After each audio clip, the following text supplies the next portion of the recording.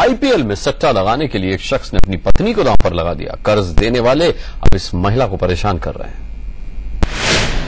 लगाते हैं द्रौपदी को दांव पर।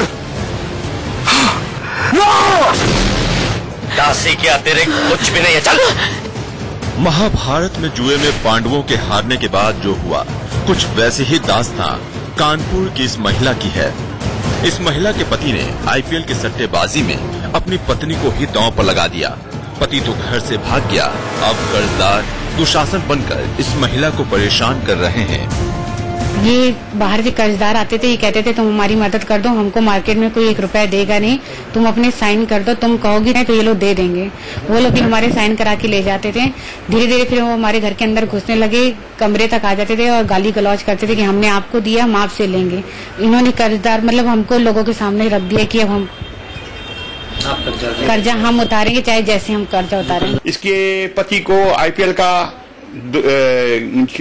सट्टा खेलने का इसमें है और इसने यहाँ तक कि अपनी बीवी को भी दांव में लगा दिया है।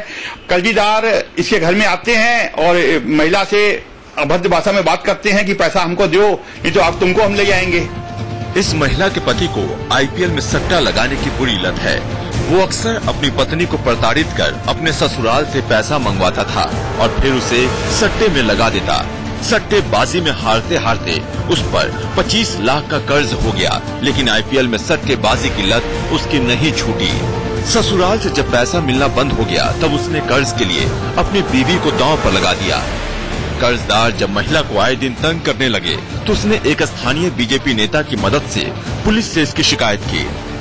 आईपीएल में हमेशा मतलब हर साल इनका होता है, आईपीएल में इतना पैसा बर्बाद कर देते हैं, हमेशा का ये काम है। अब पहले खेलते थे, अब खिलाने का भी काम ये करने लगे हैं। पुलिस द्वारा इसकी जांच की जा रही है कि कहां पर ये सट्टे की शिकायतें प्राप्त हुई है और उनके विरुद्ध कठोर कार्रवाई की जा रही है और जिन जिन लोगों ने से इनका उधार है उनको भी बुलाकर उनसे भी पूछताछ की जा रही है।